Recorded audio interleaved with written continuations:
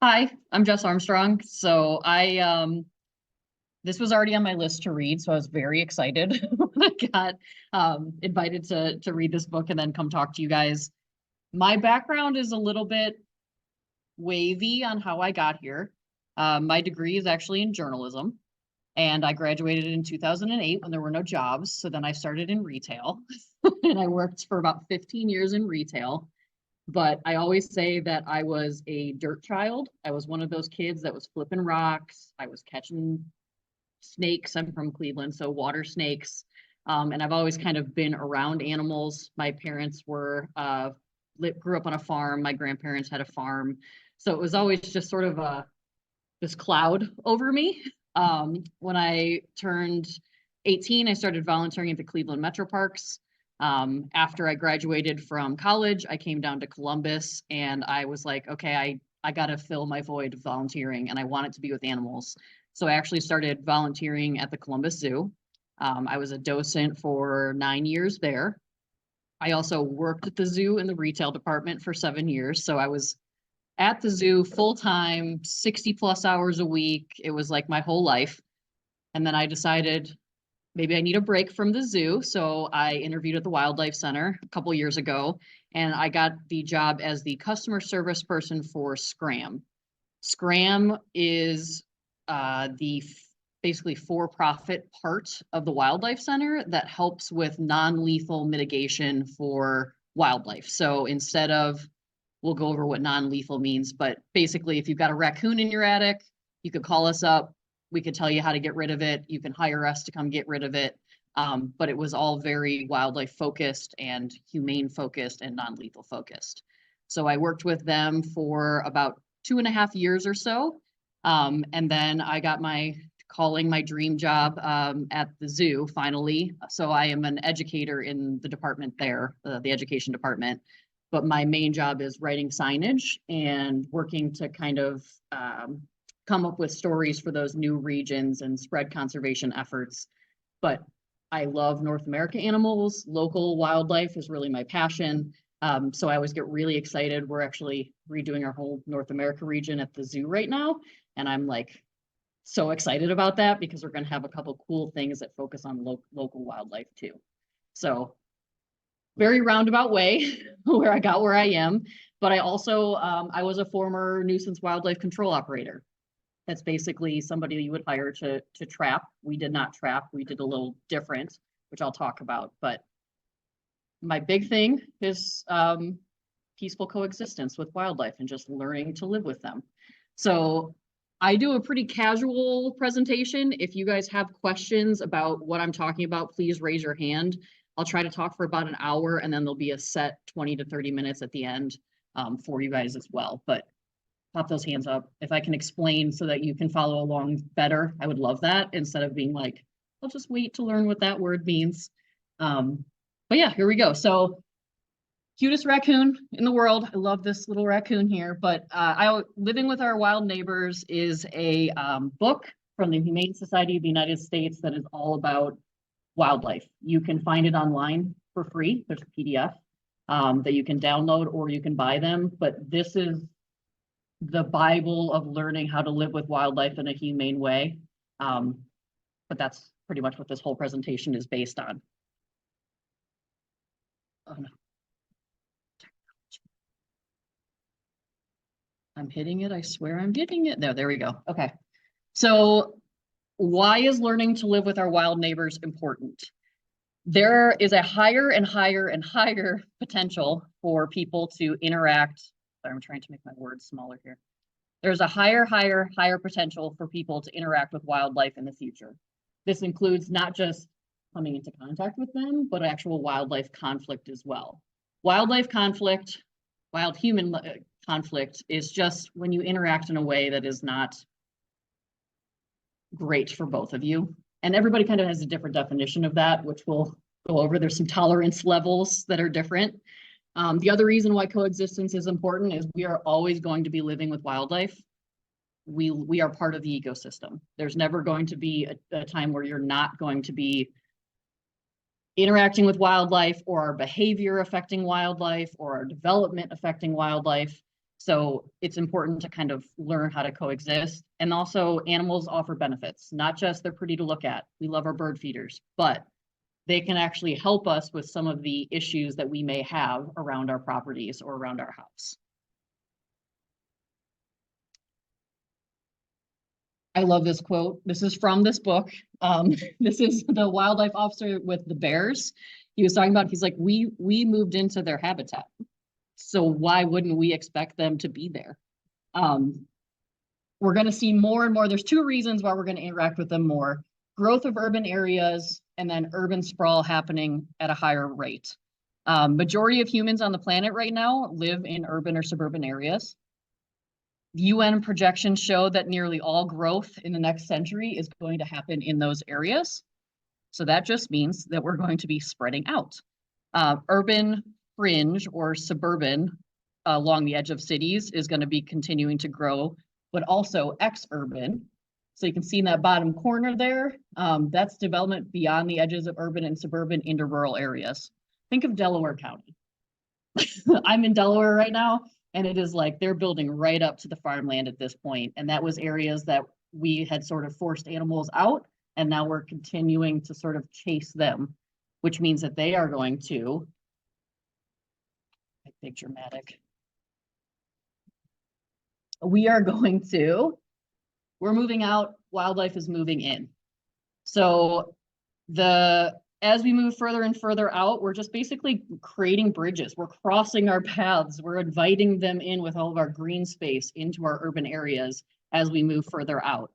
A great example of this is chapter 3 from this book, the elephants, Asian elephants. That is what's going to be happening with our wildlife. So white-tailed deer is a perfect example of that.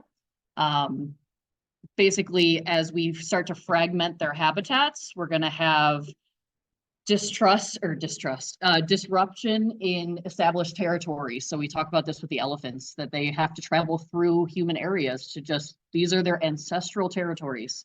And now that's our backyard instead of just forest. Yards become kind of bridges in that way because they are green spaces. We have manicured lawns, we have hostas, we have, berry bushes that animals like. So they're just building these little bridges.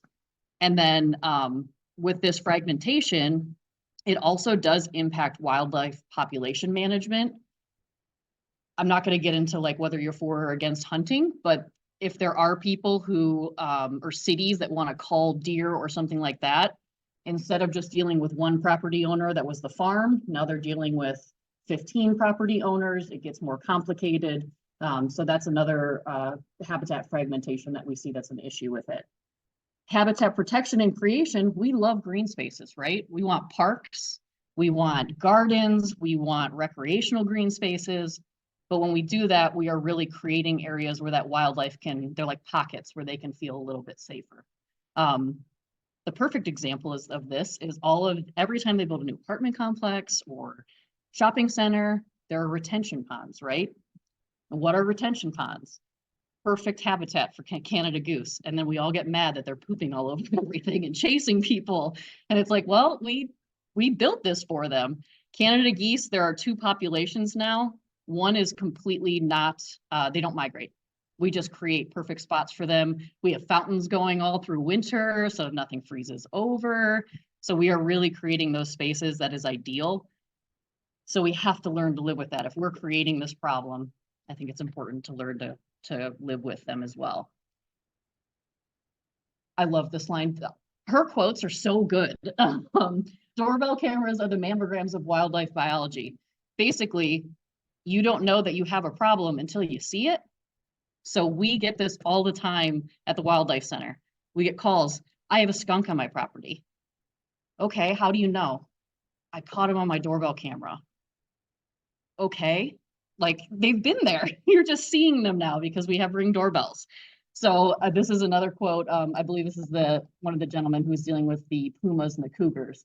They've always been there. We're just seeing them.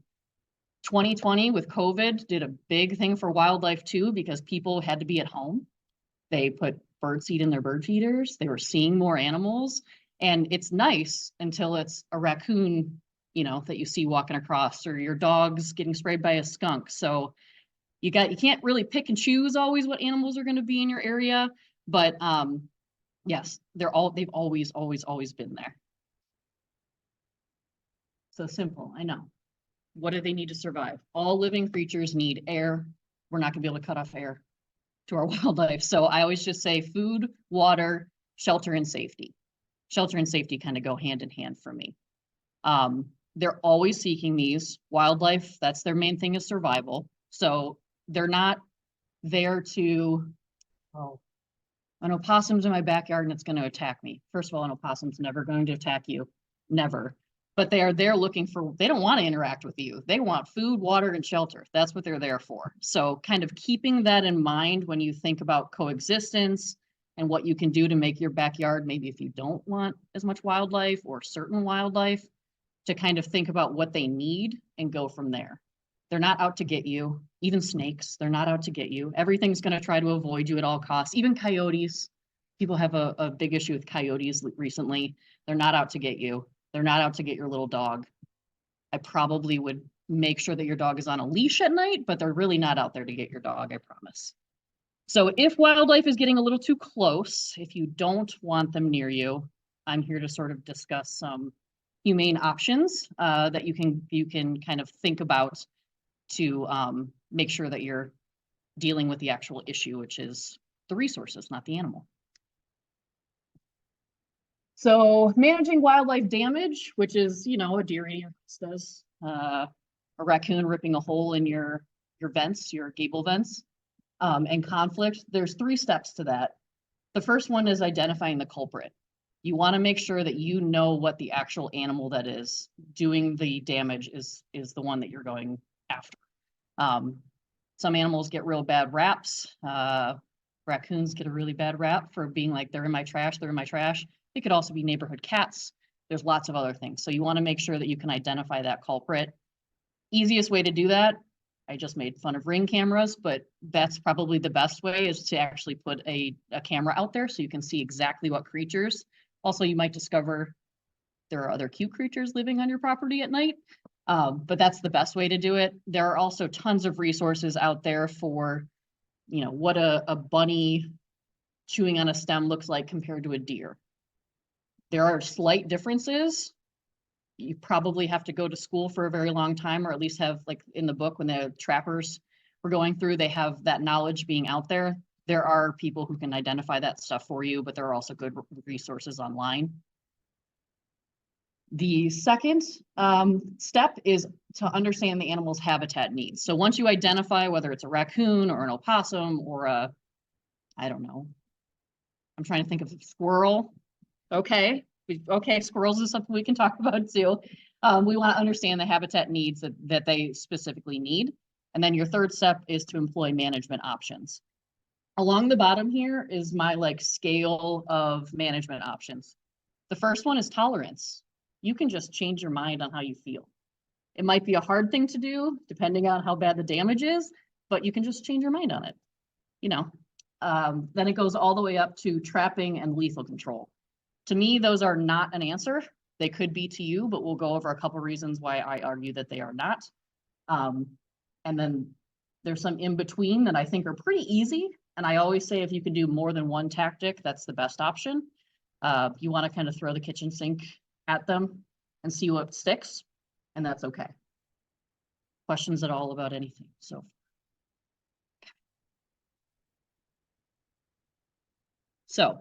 no. My big thing is to have realistic expectations. Again, we will always be living with wildlife. You are never going to be able to not have wildlife in your yard. You are never going to be able to do that. I got a call one time at the Wildlife Center that this woman was upset because they had just redone their driveway and they had some new cars and birds were pooping on their cars. What could we do about that? And I was like, do you have trees?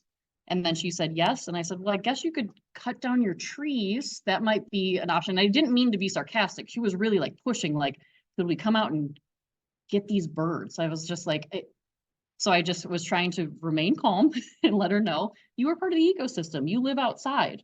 you're always going to have wildlife around you. So sort of having realistic expectations on what's possible is important. And I talked about before, wildlife problem or a nuisance animal, which is actually a legal term, nuisance animal, is defined by people. So for me, I honestly would have a raccoon living in my attic with babies. I would let her raise those babies and then I would kick her out. To other people, that might not be an option.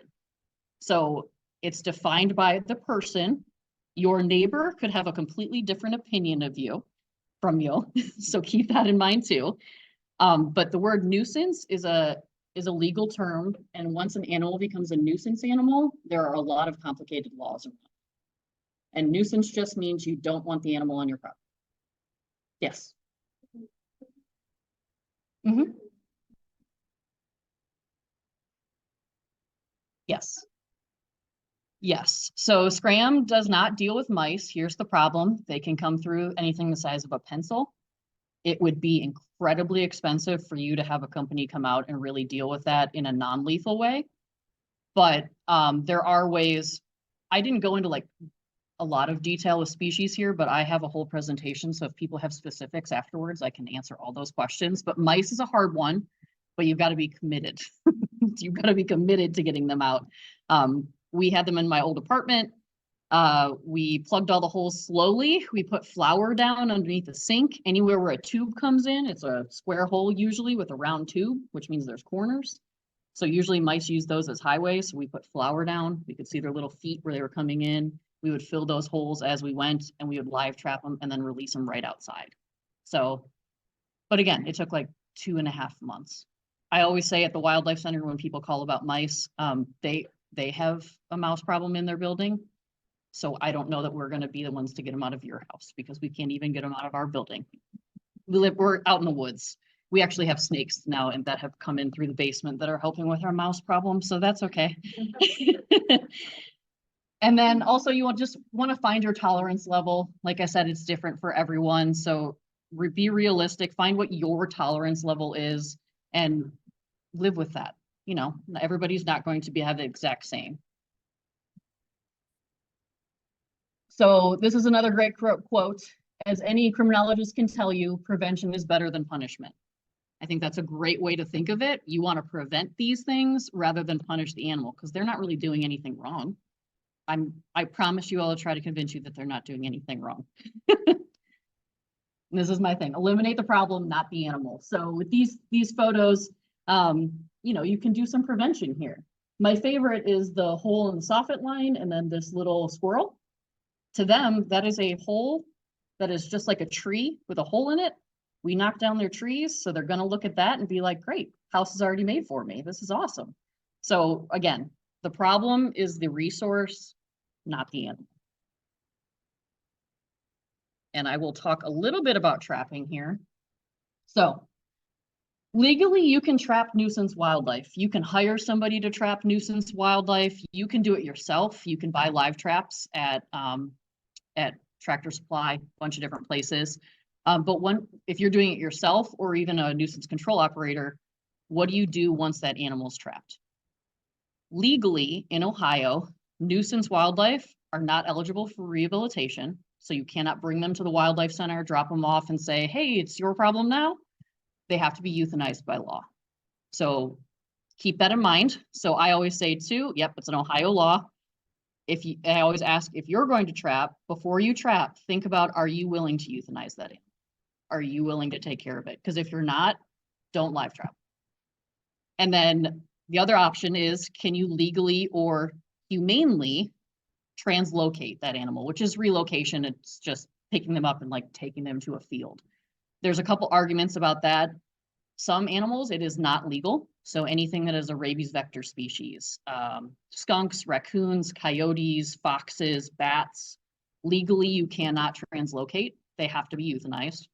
Bats are sort of a sticky area because they're all protected either by state or federal law. Usually if you have bats though, you don't want to deal with it yourself. You want professionals because it can be they're good. They're good. And you want to make sure that they are humanely kind of evicted, but bats are something that you should contact a professional about for sure. But also on this list are beaver and opossum. I'm not sure why opossum is on there. Opossums are great. They don't carry rabies. Their body temperature is too low, so they actually don't carry rabies. They don't get distemper. They clean up all of our garbage and they take care of rodents for us. So I'm not quite sure why opossums are on that legal list. That's a question for ODNR. But beaver is a hard one because most of the time that people want them off their property, it's causing pretty severe property damage. So it's really hard to convince somebody else that, like, here's your beaver now, you know? Another thing is if you are doing live trapping, every animal the trap has to be checked every 24 hours too. So keep that in mind. It's a process. It's intensive. You have to make sure that it's baited. You have to make sure you're releasing all non-targeted animals. It's a lot. It's worth it if you're trying to get them out of, say, your attic space, because then you can just drop them right off at your property. Just let them outside.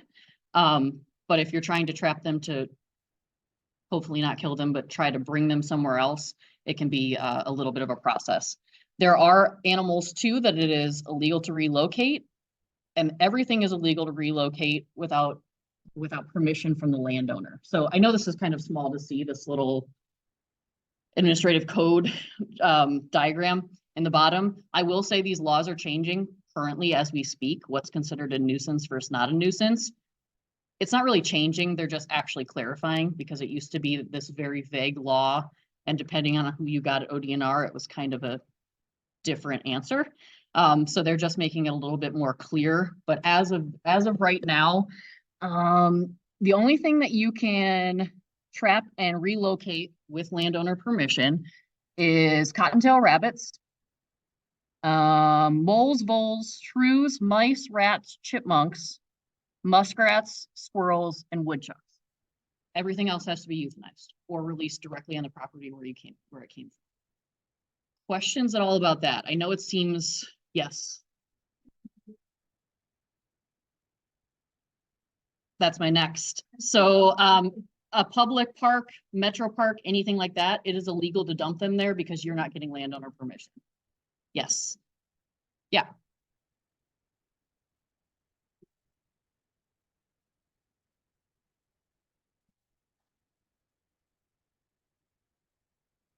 So that sort of brings me to my next slide. Great segue, thank you. So a wildlife control officer or operator is going to use CO2. They're going to use a CO2 chamber, or they're going to drown them in the live trap. And that's what homeowners will sometimes do. If you are going to do it yourself, yes. If you are going to hire someone, those are their options. A lot of times homeowners will drown them inside the live trap, which there are questions there about whether that's humane or not. When they, like at the wildlife center, an injured animal comes in, they can use Euthazol, which is like what you would use with your domestic pets, right? But not everybody has a vet. No vets do that for you. Yeah. Alive. I was like, this is a whole nother conversation. Yes. Yep. So I don't know the laws about burying wildlife on your property. I know there are laws about pets because a lot of them do have Euthazol in them, so you can't bury them because something else could get a hold of that. I don't know all those laws. I'm not a, you'll have to hire, Mary Roach wrote a book about death. You could have her. But I think it's important to remember that when you hire a wildlife control operator, it'll say humane on their website. Humane doesn't mean non-lethal. So keep that in mind. This is a good quote too. They say the operator may not mention this to the homeowner, and the homeowner may not ask, but they preferring to believe that the work humane, the word humane, the word humane on the operator's website means that the animal will be driven to some sunny woodland and set free. And that's not how it's happening because that's illegal. So there were lots of times for scram. I was the customer service manager as well as out in the field, and I would get phone calls, and that would be the first time that they've ever heard that. And they had been hiring somebody to get raccoons out of their attic for years. And they all thought that they were being released somewhere, and it's not happening. And they're not finding landowner permission for woodchucks either. They don't have like a friend who loves woodchucks. They're just putting them on their farm. They're not. Yeah.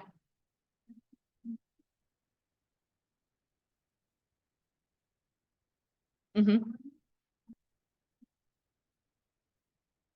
There's not, there's not like an official form. There's like a handshake, you just get permission.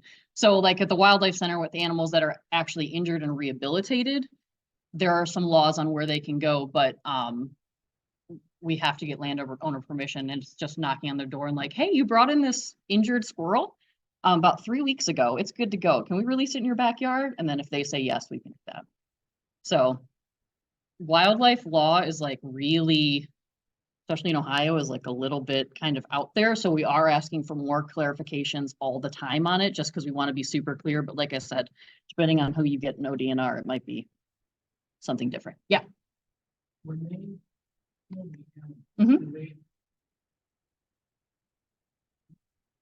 It depends on the situation. So not necessarily.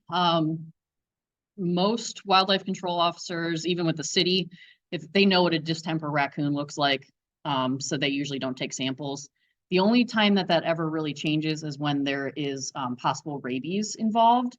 So like with a bat or something like that, if somebody gets bit by a raccoon or a pet gets bit by a raccoon, generally you'll also want to contact the city health department and they will guide you on what to do with that. But keep in mind, rabies testing is lethal. They have to remove their brain to do that. So if there's, with bats, I always go through, was anybody asleep in the room? Was anybody in the room who's nonverbal? Was there children in the room? Because we want to make sure, like, is there no possibility that this bat bit anyone? Great. We're not going to euthanize it and send it out to test it. You kind of have to have that balance there. But yeah, there's not a lot of testing as far as like city goes, or people that you hire that are private companies. Any other questions on that? I know it sounds so sad. I swear we're going to get to good things. I swear. My other thing about trapping is, does it actually fix the problem? I don't think it fixes the problem, but here's my argument about why you're like, oh, I don't want to kill this animal. It's going to be better if I drop it in the park. Is it? You're taking an animal, you are dropping them off into a place they've never been before. They have to defend against resident animals who already have established territories. They have to learn to forage in a completely new space that may not have the resources that they need to survive. And then sometimes the stress placed on that animal alone is enough to just kill them, depending on the species. If it's a prey species like a squirrel, it's called stress myopathy. It can actually just, that can kill them without even, they're just stressed because they were driven in a car and it was loud and it was too much. There's a quote from Mary Roach where she says, you're not dropping that animal off in a vacuum.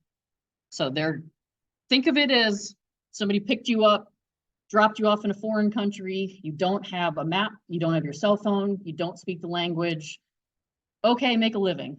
You know what I mean? It's kind of thinking it that way, is like, is that really a humane option if they're going to have to go through all that struggle? I always say encouraging an animal to make a new choice in their territory is radically better than removing that animal. So cutting off access to your attic space, maybe cut back on the hostas a little bit so that there aren't animals eating, you can encourage them to sort of move on, and that's going to be a better option. Yes.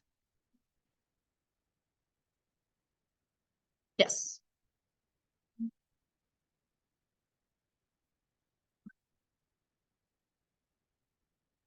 Mm-hmm. Yeah. It depends on the animal. I would always say for domestic animals, call your vet. You want to make sure your animal's up to date on their shots for sure, distemper and rabies, but always call your vet.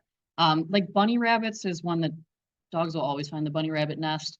They're not really ones that you have to worry about so much with disease, but if they're catching raccoons or rabies vector species, then I would absolutely call your vet and then see if there's something that you can do. We can help you encourage them to move on.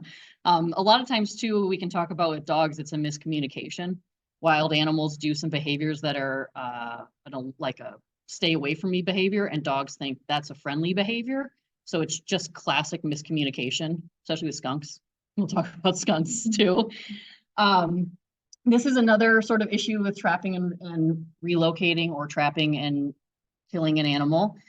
It orphans animals, especially if they are inside your roof line or your attic space, or even if in your backyard. If you pick up a mama raccoon and you hire somebody and they take them off, they euthanize them, and then you find babies.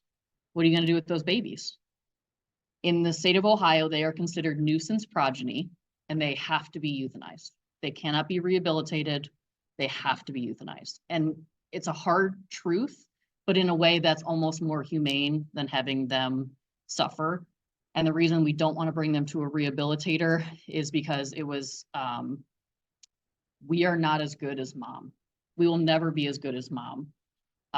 We rehabilitate animals that are injured and ill, and we can try orphaned, but the likelihood of a very small orphan being raised by people and then released again and being successful is extremely low. So in a way, it's a more humane option than that. But it's a hard truth, because especially in your attic, if you hire somebody to trap and they're like, okay, got your squirrel, and then you start hearing rustling, and they usually have 24 to 48 hours before that they start passing away. The other thing is it can cause additional damage if they start to get hungry. This is a couple raccoon babies that we had found in a scram job. We ended up convincing the homeowner to let mom move them on her own with some strategies to kind of annoy her while she was trying to sleep. Moms love their sleep. So if you can annoy a mom, she will take her babies and move somewhere else. We were able to do that successfully. But if we would have, kicked her out, or if you would have hired somebody, these babies would have started getting real squirmy, and they're going to start moving around, and they may fall down into a wall cavity. And then you have a dead raccoon on the other side of your wall, and it's going to stink. It's going to be a lot more damage, and it's going to be gross. It's going to be gross. So keeping that in mind, that especially in the spring, some animal might be a mom. So just keep that too in your mind. Any questions I know on that? I know it's a hard one to hear. Okay. Stuart Breck was the National Wildlife Research. He was from the National Wildlife Research Center in this book. He was talking about, I believe, bears. And trapping and relocating is just a temporary solution. You're just mowing the lawn. Again, you're not dropping them off in a vacuum. When you remove the animal, you're just creating a vacuum for other animals to move in. That's why I always say, eliminate the problem, which is the resource, not the animal.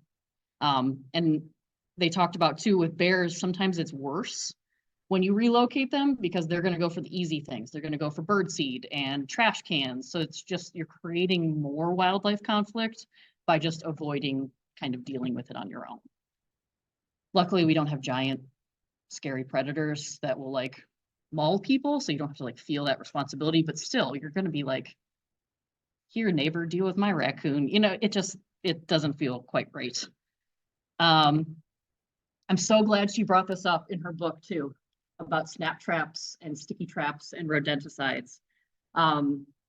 There is no such thing as a safe rodenticide. They are anticoagulants, which means that they bleed out, but the amount of times at the Wildlife Center that we get birds of prey that are suffering from rodenticide poisoning is unbelievable, because that animal doesn't, the mouse, the rat, whatever, doesn't die right away. They'll move around, and then a bird of prey is like, ooh, easy kill. I don't even have to go after that thing. So they'll get into that. It moves up this web chain. Everything moves up, everything. But not only that, but it's also dangerous for domestic pets too. Keep that in mind. There are a lot of areas that they have those little covered, they don't die in there usually. They will eat the rodenticide and then they will run somewhere else. So just keep in mind, there's no such thing as a safe rodenticide. Glue traps are a nightmare. Again, she talked about, I don't know why they sell them anymore. It is the slowest, most painful death for an animal ever. This is on the left over here is actually a bat that this little trap, this is me going out on a rescue. This little bat went down because it was set up for insects, and it saw insects and it was excited to eat those insects, and then it got stuck on the glue trap. So we were not able to save them because they have very slender little wings. You pull them off. You can cover them with oil. That's something that you can kind of do, but it's not great in the long run for them. So we ended up having to euthanize that bat. And I think this is a really good example in the middle. This is a glue trap in a barn. It's hard to see up here, but they were actually trying to trap for mice and rats. And on that is a blue jay, a newt, a frog, a worm, a wood or a chipmunk, but there is no rat or mouse on this. So keeping in mind that it's not like a target, you're not targeting, you are just anything that walks across that is going to be included in that glue trap. So it's graphic, but I always just say glue traps are horrible. Snap traps, another thing that they don't target. Skunks are really good at cleaning up rodents and they have really bad eyesight. So they're going to walk along a wall, like the outside of your home, which is where lots of people lay snap traps. The amount of skunks that we come in that it's on the front of their mouth is a lot. So snap traps are technically humane, but I always say if you're going to use snap traps, build a box with a hole that's big enough just for the mice. Make sure other animals aren't getting into them because they also have cats that get into them, dogs that get into them. Yeah, it's those are tricky ones. I just say avoid them at all costs. Snap traps maybe being the only one if you kind of do it in a responsible way. So do-it-yourself habitat modifications and recommendations. This is the easiest way to cut off the problem, which is just eliminate access to those resources. We can't eliminate water. Water is water, puddles, that kind of thing. So you can try to like dump bird baths and things like that too. You should do that for mosquitoes anyway. But food resources, we can definitely work on just blanket recommendations for pretty much all species if you don't necessarily want wildlife in your backyard. One is pet food. Feral cat colonies, we love them. We want to make sure that we're taking care of them, but you're spaying and neutering, first of all. But when you can actually train those colonies to be fed at a certain time and then remove that food. You can do the same thing with your outdoor cats or any feral cats in your backyard. Put out the food for a half an hour, come back, remove that food. Don't leave it overnight. If you do feed your pets outside, sometimes people feed their dogs outside, make sure that you're not leaving that overnight. You're cleaning up that pet food because it's just a free meal for other animals. Bird seed is a big one too. I love birds. I'm a birder. I am firmly against bird feeders. And here's why. I like supplemental feeding. So we want to make sure that we are training our wild birds to do what they're supposed to do in the wild, right? Go spread seeds of our native bushes. Go eat the berries off our native bushes. We are sort of making dumb birds because we are just feeding them all the time really great food, so they're not spreading those native species.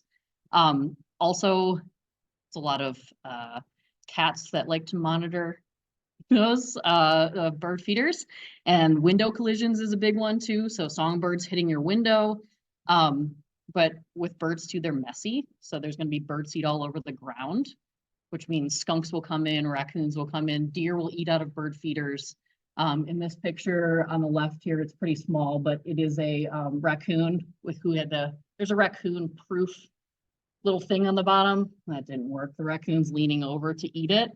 So I believe in supplemental feeding, very, very cold winter days.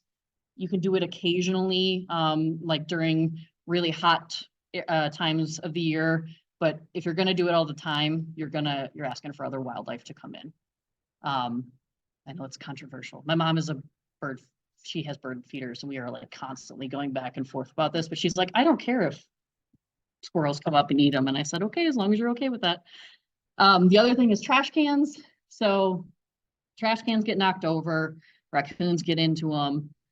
There are a couple options there, making sure that you bungee them. The Wildlife Center, we are up in Powell in a pretty rural area.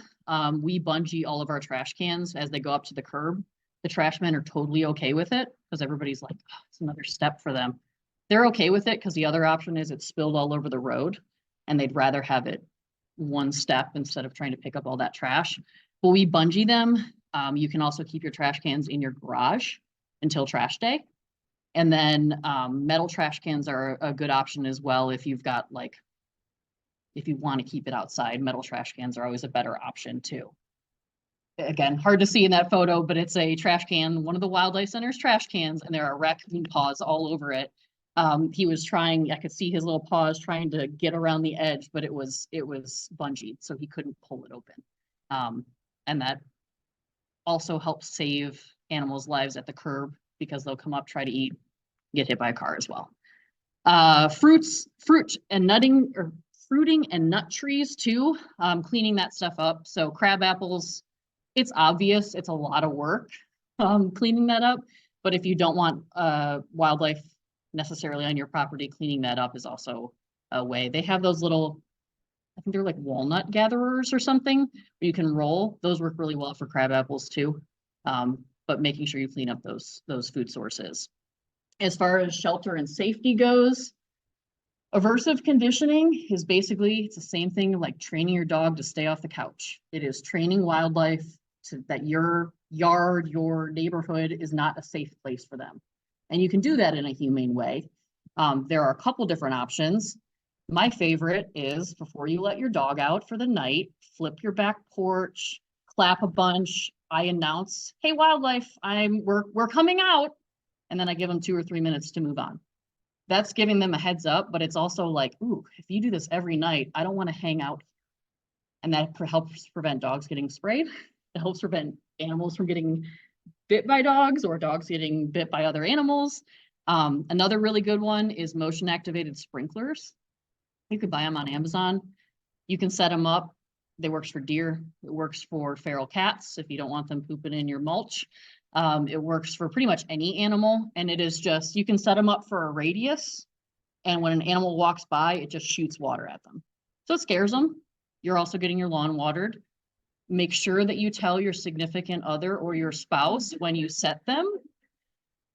And you want to move them frequently too, because you can also train animals just to avoid part of your yard. So just make it sporadic if you don't want them all over. But again, tell your spouse when you move it, or don't. That's up to you. But you can do a lot of aversive conditioning. Coyotes are a big one that's kind of happening now. They're becoming really suburban. So one of the things that you can do, Barbara Ray, who works for the city of Dublin, has a great video on YouTube on this, but it's basically just, we are trying to train coyotes to stay away from our areas where people are visiting, so parks. So yell at them, make yourself big, clap a lot. Anything that you can do to sort of like, oh gosh, there's people here. They'll run. They don't want to interact with you. And generally, instead of trapping, I always say, why would you trap an animal that you spent 4 months training that its backyard was not good, and then another one's going to come in and you're going to have to train that animal too. So aversive conditioning, if you can keep up on it, it does work really well. My dad lives up in Cleveland on a ravine, and he doesn't really have a backyard, but he has a porch that goes over a ravine, and the raccoons kept pooping, and they have a latrine. They go to the same place every day. That's how they mark their territory. And he actually used one of those motion activated sprinklers just in a potted plant, and he just moves the potted plant around, and that has worked great. So you can do it even if you have apartment living. You can also do it. Making sure that your vents, soffits, gables, roof lines are solid. I always say doing, if you have an older roof, have somebody come out who is a roof professional to do an inspection. They can identify weak points for you. They can be proactive about it, because raccoons, squirrels especially, just see that as a big tree. So they're going to chew through any soft wood to get in there. So if you can kind of keep up on that maintenance, that's always a good option. If you think that you have animals in your attic, go ahead and call the Wildlife Center in Scram. I will let you know Scram is temporarily taking a break, but they will, there's also somebody named Adam from TLC Wildlife Management. He was one of the co-founders of Scram. He has his own business now. They are non-lethal, which we'll go over in the next slide, exactly what I mean by non-lethal, but he can help you get rid of that animal in a way that is non-lethal. You want to remove brush and wood piles. Those are cover. So any animal is going to use that as cover. Again, if you open up your yard, They're not going to feel safe there. They'll spend less time there. But it's also really nice for rodents because then it makes it easier for birds of prey and other animals to see them and get them. So mice, rats, chipmunks. It's sort of a natural way to get rid of nuisance species. And then cutting back cover around your foundation is a big one that people don't always think about. You want about 12 to 14 inches of free space around the foundation of your home. That makes it just so that they're less likely for animals to sort of hang out close to your foundation, digging underneath your steps, mice and rats getting in. So making sure that there's some clearance there. Okay, now this is going to be a video. Maybe. Okay, it's going to make me go to YouTube, I think, to play it. No. Because this is what Scram does instead of trap. We got a call from a client who was hearing scratching up in her attic. She initially contacted animal control, and they came out and took a look up in the attic and saw that it was a raccoon. So they recommended that she give Humane Wildlife Services a call. And when we came out on site, we discovered that the raccoon was getting into the attic through a damaged attic side vent. We used a heavier gauge screening and covered the entire attic side vent with it. And then we installed a one-way door over the main entry spot so that tonight the raccoon can push out through the one-way door and the one-way door will close behind him. He will not be able to get back in and he'll move on to one of his other den sites in the area.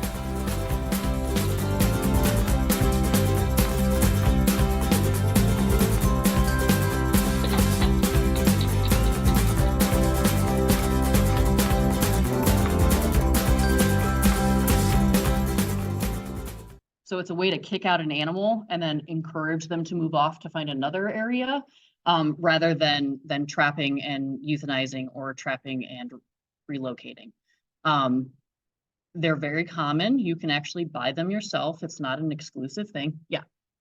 What's nice about Scram and working with Adam at TLC Wildlife Management, they work very closely with the wildlife hospital. So we know when babies are happening because we will get those orphans in at the hospital, and then we know, all right, it's squirrel season, so that we know to be extra careful. We know to maybe try to convince people if we can't get 100% view inside of your attic, we won't install until it's after baby season, because we just want to make sure that we're not. Nobody's perfect. There are times when there may have been a baby in there, but what we do is work with the homeowners. Okay, for the next 24 hours, if you see a mama or anybody, any raccoon pulling on that, doesn't leave it alone, that means babies are in there. We will come out immediately. Doesn't matter what time of the day. They will actually zip tie that one-way door open so mom has access to those babies. And usually that's enough that she's like, never mind, I will take these babies elsewhere. I don't want this to happen again. So that will work as well.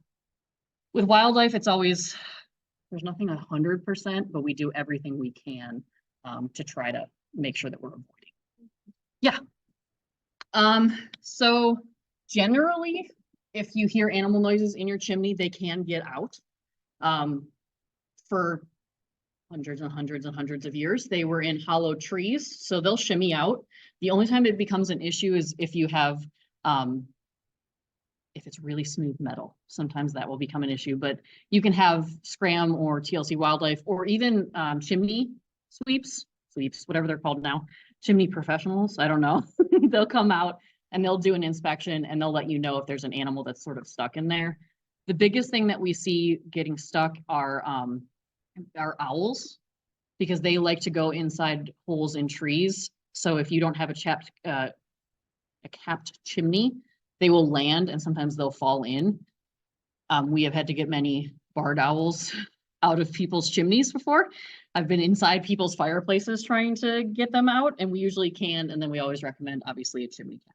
But we can attach that one-way door at Scram to a chimney. You just have to build a little cage and then have the one-way door go off the edge. But yes, we get that often.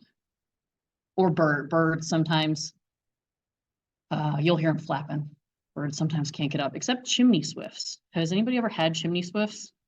You'll know when you have chimney swifts. They're the loudest bird on the planet, and They make noise when there's movement inside your home, and they sound like little, I don't even know. It's like an alien noise.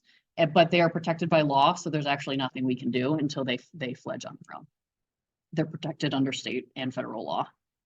They're cool birds, but just again, have somebody come out and make sure your chimney is capped before we get too far into spring. I think that's going to be a good option as well. I had talked before that there are benefits of living with wildlife.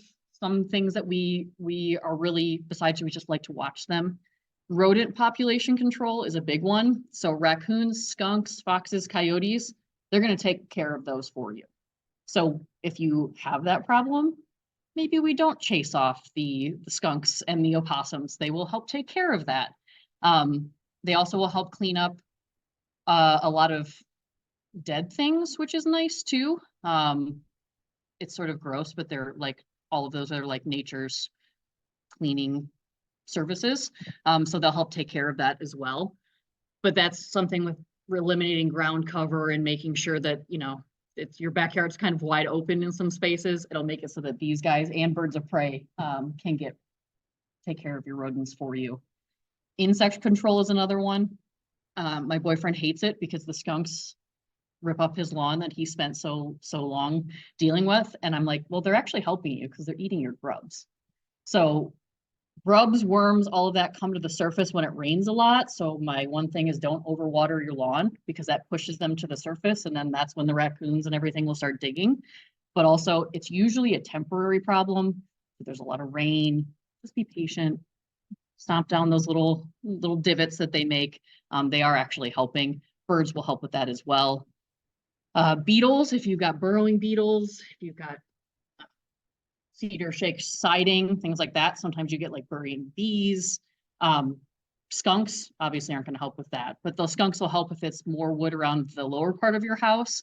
Woodpeckers and birds will go after those. So they're actually helping you out. It is a little annoying, woodpecker kind of doing that over and over and over again, but generally they're helping you out. Mosquitoes with bats. This is why we love bats. They help with mosquito control and other insects as well. And then bees and yellow jackets, if they are ground dwelling, skunks are so good at going after those. So they actually help a lot with that. They'll actually dig up the hives and eat all of the babies. So it's sort of, you know, a nice one there for us. Natural lawn care, I always say feces equals fertilizer. So that's free. They can just, I told my dad with the raccoon, I said, just sweep it off your porch and it'll help whatever's like the forest down at the bottom of your porch. But also soil aeration. Our lawns don't get aerated like they're supposed to because we have one type of grass. It's not native plants or anything anymore. Woodchucks, moles, voles, all of those are really good at aerating. So again, trying to shift our way of saying like, oh, they're doing something good. I don't want them immediately off my lawn. With moles, especially too, it is temporary. There's usually 1 year where it's really bad, and then it'll kind of go down from there. Populations usually can't be maintained for a long period of time on one person's lawn. So if you can like deal with it for a year, great. Next year won't be as bad, hopefully. Otherwise it won't be as bad forever. And then forestry, squirrels, chipmunks, they do a lot. Birds really help kind of spread seeds and make sure that our native species are being spread where they need to be. So again, that's another benefit of living with wildlife is we're hopefully making it so native wildlife is going to, or native plants are going to be more plentiful. Yeah. Seeds. They spread, so seeds, nuts, native species. So think about when a squirrel buries all of those acorns, they're not going back to all those acorns. They don't really know where they are. So that's forestry. They're doing what they're supposed to do. So they're actually helping kind of spread those as well. So that's a good thing. It's a good thing.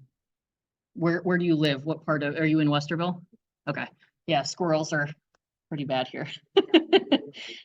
Squirrels are really bad. There's a couple of apartment complexes that Scram had kind of like contracts with. We were there all the time. My biggest thing is if it's a repeat problem, I would go to the apartment complex and say, hey, there's a bigger problem that's structural. We need to have a roof.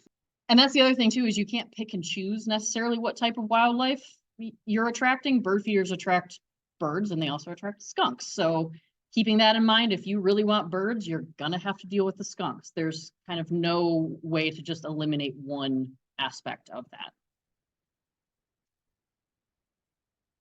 Good on time. This was, oh, I can't remember. I think she was just talking in general, but this was from the book. When it comes to wildlife issues, seems like we've created a lot of our own problems. And that's what I always try to think too, is the animals, they're just doing what they always do, which is trying to survive, and we are creating these areas for them to thrive in. So can we really blame the animal? No. Can we start thinking about our behaviors a little bit differently? Absolutely. It's easier for us to do that than them. You're not going to convince them to stop eating your birdseed. So if you take away one thing today, know that we share the ecosystem. We are part of the ecosystem. So be realistic, be patient, and be kind with animals. We kicked them out of their territories, and then we're mad when they're trying to come back in. So just think about that. Here's a couple of resources too. You can write them down real quick. There are websites, but you can just write them down. The Humane Society of the United States has a wildlife division. They have really good videos on YouTube, but they also have an entire section on their website that's how to deal with coyotes, Canada geese, woodpeckers. It's like this whole section on their website that nobody even thinks about because they always think about domestic animals, but they have a really, really, really good wildlife management way of thinking about things. Wild Neighbors, like I said, is a book that was written in partnership with the Humane Society of the United States. It's a thick book. It's like this thick, but it is broken down by species and it's for the whole United States. So there is a chapter on alligators. It's an interesting read. Doesn't have anything to do with us, but they have all the other species that we would have to deal with. And it's all humane. It's all breaking down what their natural history is, why they like our areas, and kind of what you can do. And I like it at the end, they have a blurb. The author always wrote a blurb that basically boils down to just be patient and like them. Like, be happy that you can see chipmunks. Be happy that, so I always laugh because at the end it's always just like, just deal with it. And then the bottom is the Ohio Wildlife Center. They have a great team over there. They're small but mighty. But there's a couple of frequently asked questions sections on there on how to deal with the things that they get the calls the most for, but they're a great resource as well. Amber Lynn is the woman now who has my old job with Scram. She will talk to you on the phone for 45 minutes about skunks. She is as passionate as I am. She has hospital experience. She knows all about native species. So they're also a really, really great resource for things like this. That's all I have. But I can, if you guys have specific animals that you want to go into, I can always do that. Yeah. The Wildlife Center does not currently. I'm sure the Department of Wildlife does with ODNR, or the Division of Wildlife with ODNR. I will tell you that I love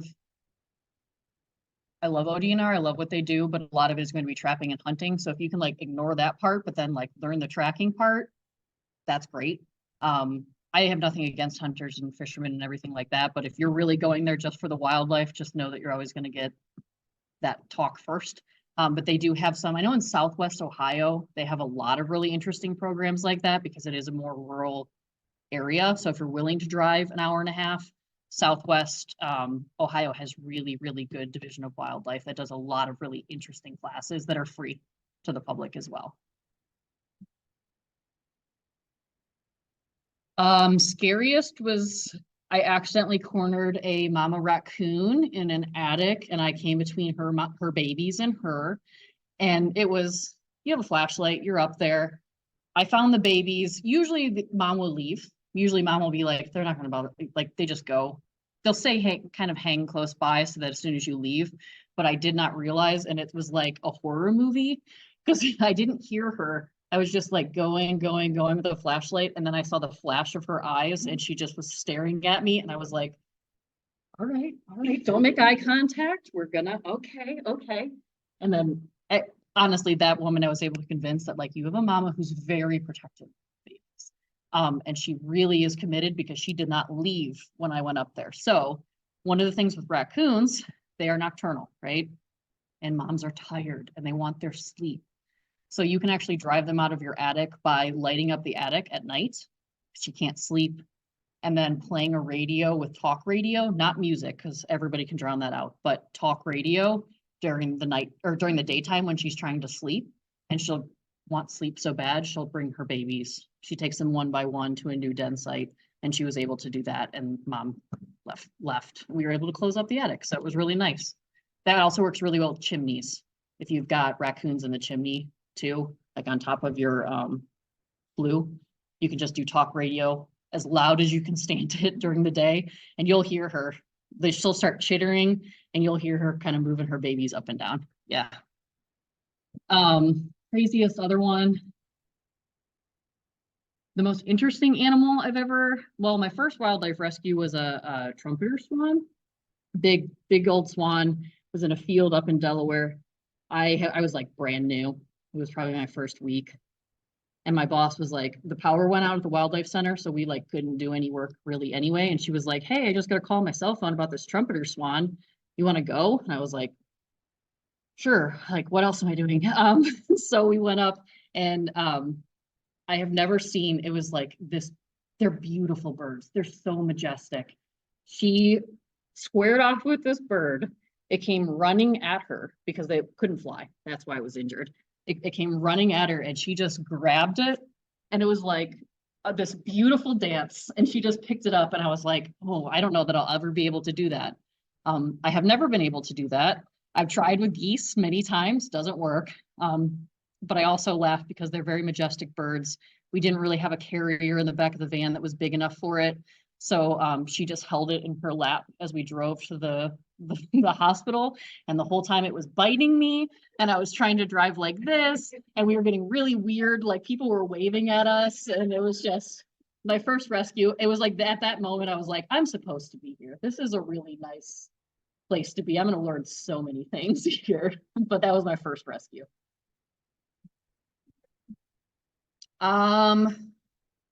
Yes, I was bit by an opossum. They have 50 teeth. Well, here's the thing. This was on me. It was not on the opossum. So rehabbing baby opossums, they have a pouch. They're the North America's only marsupial. So they have a pouch where their babies hang out in. What's really interesting about that is they have 13 babies at a time usually. And so a lot of times we get in orphans because they'll crawl out of the pouch when they're big enough. They're on mom's back. I'm sure you've probably seen that. But here's the thing, those are heavy. And when mom's walking, if one falls off, she just keeps walking. She's like, good luck. No, there's numbers is really important to them. That's why they have 13. But we get in a lot of bit, like orphaned opossums that are just a little too small. So they come into the wildlife center, we rehab them for a little bit, make sure they're bigger, and then release them. We feed them meatballs sometimes too, mice. Their eyesight is horrible. I had tossed like a mouse or something too close, and it just saw my hand movement and just turned and bit. But they have 50 teeth, and they are very pointy. I didn't have to get stitches, but they did bite through my nail. But the good thing is, not a rabies vector species, so I didn't have to get more rabies shots because I'm pre-vaccinated for rabies, but I didn't have to get any more. So it was just all on me. I bled a lot. I said, I'm done with opossums for the day. And then I came back, and I'm sure that one's very spicy in somebody's backyard right now. When I say that we're always impacting animal behaviors, we are always impacting them, and they are adapting to us. So they are getting smart about that kind of stuff. There are ways with woodchucks, like underground skirting installation. I'm not saying it's cheap. It would probably be like the $300 tomato if you're doing that, but it is more of a permanent solution. But yeah. Yep. There's a video. I can see if I can play it too. It's on the Dodo. I don't know if people are familiar with that. It's like a kind of like a clickbaity sort of thing, but there's this really cute story of this guy who had a garden, and this woodchuck came, and he was trying to figure out what was eating his plants, and it was a woodchuck because he caught him on camera. But it was funny because all these videos are of this like woodchuck just coming up right in the lens and like eating the tomato, and he was just like, oh my gosh, this thing is taunting me. Well, then he realized, oh, it's living underneath my shed. So he could watch it come from the shed, come to his garden to eat. Because he had the cameras, it sort of became like a soap opera for him. Like he was getting attached to this woodchuck, and then the woodchuck had a girlfriend, and then he was really attached to it, and then they had babies. So it was like, at first he was so adamantly like, I got to get rid of this, but because he kind of watched these animals, he next year he planted them their own garden closer to the shed so they didn't have to go as far. And then they ended up leaving more of his stuff alone because he's like, I just planted them their own garden. They could just go crazy in that. So it's a really cool story about coexistence, which is funny too, because it's this little woodchuck. I love woodchucks. They're my favorite. I call them whistle pigs because my parents grew up on farms. Whistle pigs are one of my favorites. I just love that like you can drive right past them on the highway on the side of the road and they like don't move. They're very bold. They are very bold. With deer are really hard, really hard. They're like, you can pretty much, the aversive conditioning, that spray, motion activated sensor, it depends. My mom uses it and it works, I'm going to say better than nothing, but they are pretty smart about figuring out where it is. And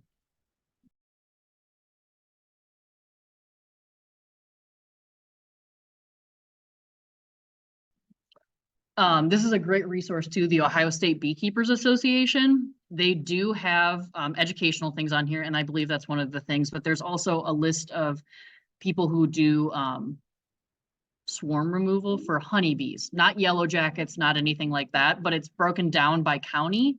And this is pretty cool because, not saying that again, they're like one individual who usually has like a hobby of beekeeping, so they're not always going to be available, but they are listed here for what they do.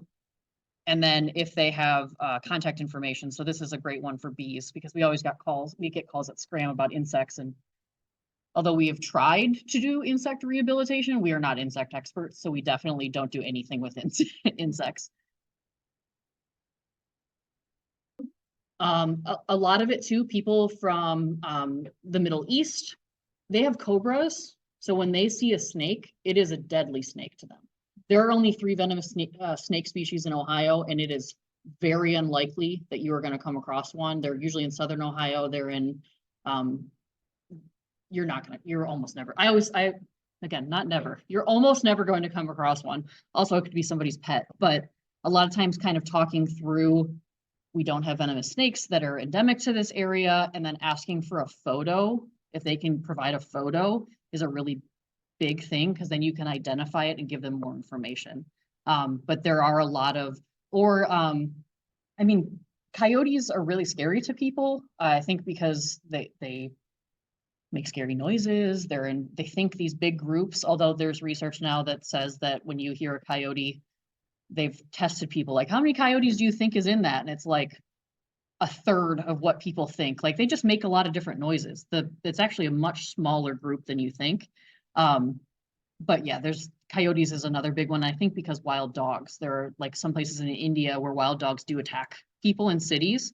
So that's a big one as well. But I think education is a big thing, but you always have to treat empathy. I mean, with people, I understand it could be my 100th time hearing a call, but for them, it's the first time it's happened to them. So really kind of working through and like, what can I do to quell your fear? Like, what can I do to make you feel calmer about that snake that's in your yard that is just sunning itself and it'll move on?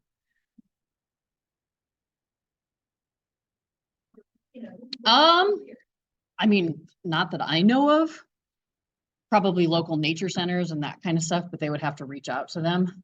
But yeah, it's always just I try to remember too, like not everybody loves catching snakes. Like not everybody's like, oh my God, I got bit by one. This is amazing. That was me as a kid.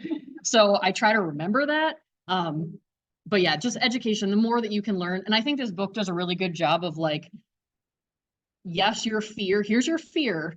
And then she sort of like talks them down every time. And it does kind of do different levels of tolerance too. Like they talked about the tea plantation and how it was like the workers were like really scared of it sometimes. And then the owners were like, oh no, it's not a problem. And it's like, well, because you're not in the field. But I think this book does a great job of kind of exploring all of those different tolerance levels with that too. And and it takes a lot of different people to deal with a wildlife problem. I mean, even the Wildlife Center we get our certificates through ODNR. We have a very complicated relationship with ODNR, but we get our license to operate through them, and they do wonderful things. So it's like, as much as you can build partnerships with, the city of Westerville has a great animal control operator. I believe her name is Michelle. She is amazing because she really preaches this coexistence and will give you all of those options. And she will be honest with you what happens when you call a licensed control operator, that they will generally euthanize that animal. And she was one that, like, we go to humane wildlife conferences all the time, and I see her, and we have very different jobs, but takes a whole city village to kind of get people on board sometimes. Yes, so one of the things is making sure that those ponds freeze over the winter. You can also hire companies to do humane egg addling. So the Humane Society of the United States does have a whole manual on this, but basically when geese, the zoo does this as well, City of Dublin does this. They do goose harassment, so there's a goose dog that harasses them. That's a really good one because it just makes them feel not so safe, so they won't necessarily lay nests there. But the other thing that you can do is when a Canadian goose does have a nest, there are ways of making sure that an egg doesn't develop fully, and to make sure that you're addling it before it even starts to develop. So you can float an egg, put it in water, and if it sinks, no air has really started to enter, so the embryo hasn't started to develop. So you can addle that egg. The most humane way to do it is to cover it in peanut oil, like what you use in old popcorn machines, peanut oil, so that no oxygen continues to get into it. And then basically the embryo doesn't develop. So you can do that to a whole nest. Mom will still stay there, but then you're also creating it so there's not future generations imprinting on that area. So it's a long term, you kind of have to stick with it, but that's always an option. Again, debatable on whether people think that's humane or not. Humane Society of the United States does. Harassment is the biggest thing. And I'll be honest, we're never going to win. We're never going to win. Yes, they've imprinted. Yeah, and that's we've created these spaces where they imprint. So they're going to come back year after year after year, and their offspring will too. So that's why the egg addling is kind of nice. The combination of addling and harassment had reduced the zoo's numbers by about 90%. They are still there. We are never going to win that battle, but it reduced them from about 90%. And also yelling at people to stop feeding them Dippin' Dots and pretzels and all of the other stuff. They have such bad cholesterol, I'm sure. Yes. So it's a lot of mute swans, which are they're native species, or not non-native species, are the ones with the orange bill. They're a domestic animal. Those have been introduced in a lot of places to help keep the geese away, and you'll see them eating right next to the geese. Also now, unless they kind of addle their eggs in some species, some areas, those are actually an invasive species. So they tried to, again, so many times in this book, they were like, yeah, we're gonna introduce these species, and it just causes another issue. Yeah, it doesn't work so well. Coyote statues is another one that people try to use. That doesn't work. They don't move. Also, the coyote statues are like the cutouts are always one eye. Prey species don't recognize something as a predator unless it has two eyes facing forward. So if it's ever a cutout with just one eye, they're like, that's not even a predator. Like, that's nothing to me. We have a goose contract with Scram up in the Honda plant up in Marysville. We do use coyotes up there. I'm going to say it's for show because they have asked us to do that, but we know that it doesn't. But we have to move them every day. Like, oh, look at this. He's over here now, even though he's in the exact same position he's always been, but he's over here now. They don't care. She retired, and then she was like, but I have this beautiful backyard and I want to, and she'll call me up and tell me the drama with her squirrels. And she's a chipmunk that lives at one of the base of her bushes that she throws apple cores out for. And I'm like, Mom, don't do that, because there's other animals, but she calls them Chip. Like, you start to learn.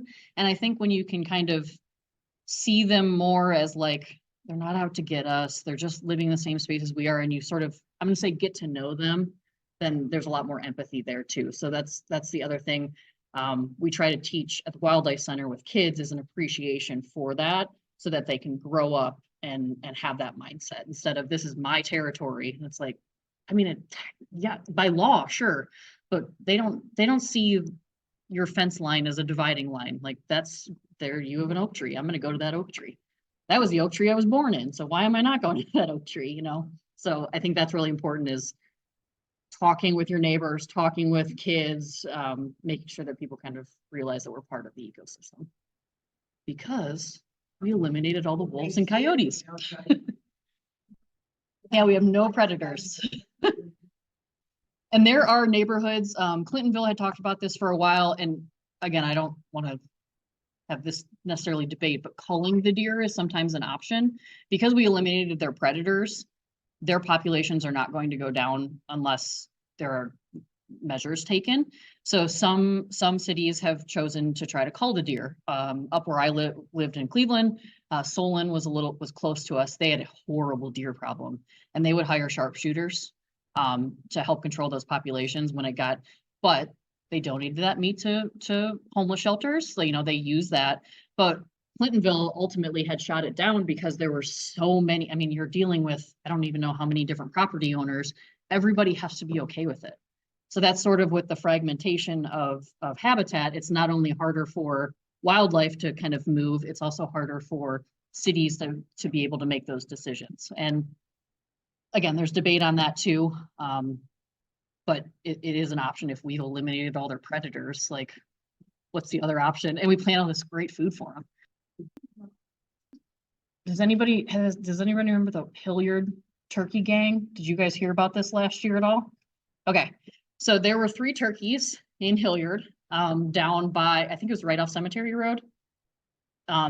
People were feeding them Taco Bell. People were, they were 3 males, so they were just looking for territory.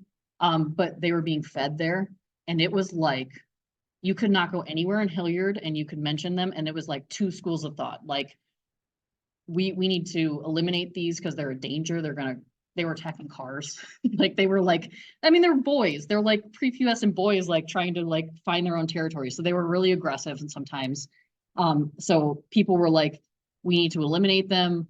There were people that were saying, ODNR, you need to do something. You need to take up these turkeys and move them, which we all know translocation is not great.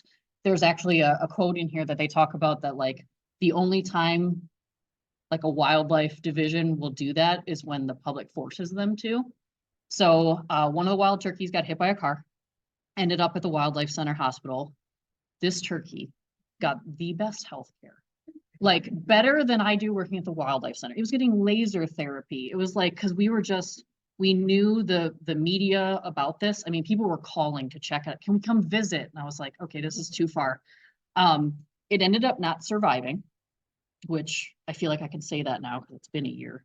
Like, don't come at me with that. But ODNR finally just was sick of getting these phone calls. They translocated them to, I think, Blendon Woods. They walked out of Blendon Woods into traffic, trying to go back to Hilliard. We are pretty sure that another one got hit by a car.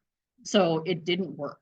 Like we created that problem and we would be like, stop feeding them. That was like our main thing is like, stop feeding them Taco Bell, stop. But it was a problem that they kind of created. And wild turkeys are becoming more and more and more common. And it's just like any other wildlife problem, you got to harass them. And especially during mating season, the boys will generally move on. But if this was like a little bachelor group, they were like hanging out together. So they were kind of like, if we would have waited another year, they probably would have split up and gone to their own territories and they would have picked a more appropriate spot. But because there was 3 of them, they felt like a little gang and they felt safe and they were getting food. So yeah, translocation never really works. Oh no, you could eat. I mean, that wild turkey they have hunting season for wild turkeys. You can eat them. Yeah, but I would not eat the one that we euthanized. I also probably wouldn't eat the one that was hit by a car. Based solely that they were eating Taco Bell, and I bet they don't taste very good at that point. That's what I'm like. Yeah, I don't know if that one would have been the best diet for them. I say yes. With birds, even bird strikes at your house, low songbirds hitting windows. We used to say, wait 20, 30 minutes, you know, if they fly away, that's great. The swelling that happens in their brain is detrimental. I mean, it will kill them. So especially with larger birds of prey, we get this all the time. They get hit by semis. They run into, I'm all for wind power, but they will hit wind turbines too. They also will run into very shiny buildings. Sometimes going after prey too, they'll just hit it, but that swelling can really cause damage. So we always just say, give us a call. If you see the bird, if you've hit the bird and it's like on the side of the highway and you're like, I'm not sure, don't put our volunteers literally on a wild goose chase, because they all are also volunteers, so they have limited time. But if you have an eye on an animal and it is not, you've hit it, it's not acting right, give us a call. We can always make that decision. This is my big thing about raccoons too. Sorry, this is like gonna help at least 15 phone calls come into the wildlife center. If you see a raccoon out during the day, don't assume it has rabies. They could be a mom that's displaced. It could be one that we kicked out of an attic.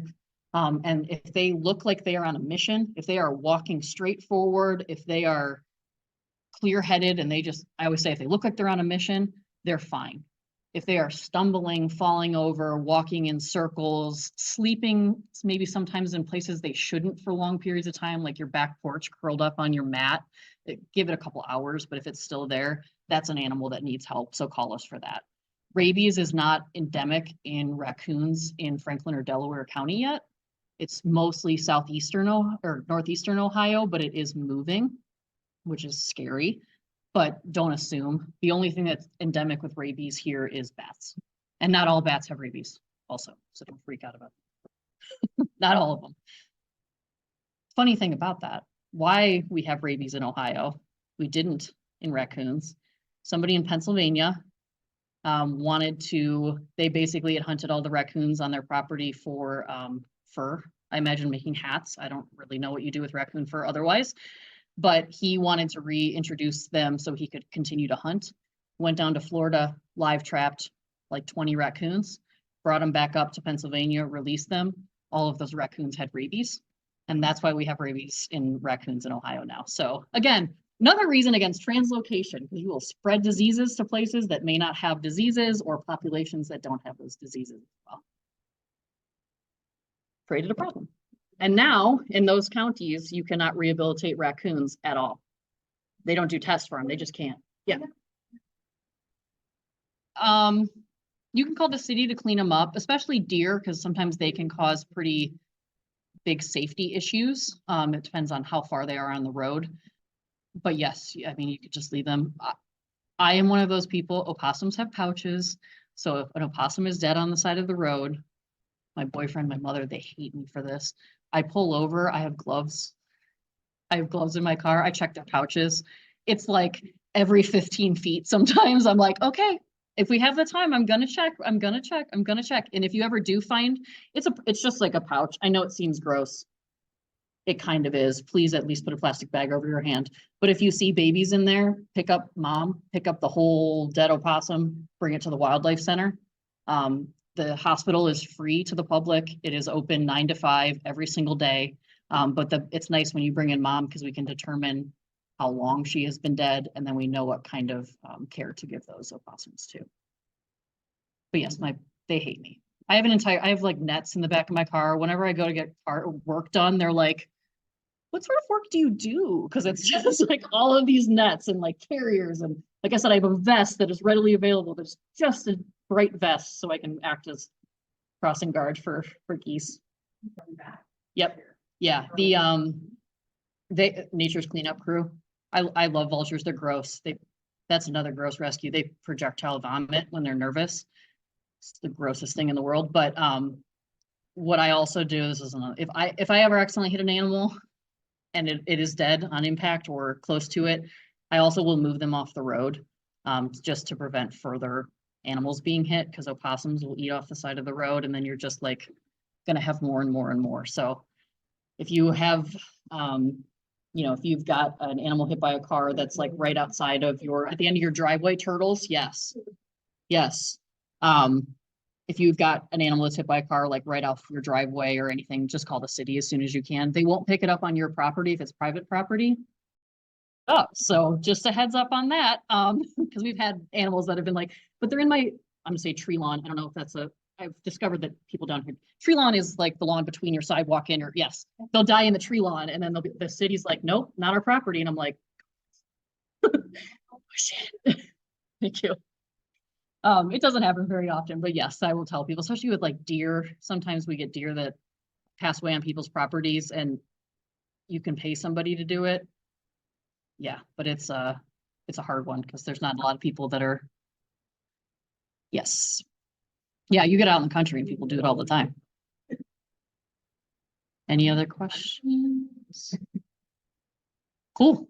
Thank you guys so much.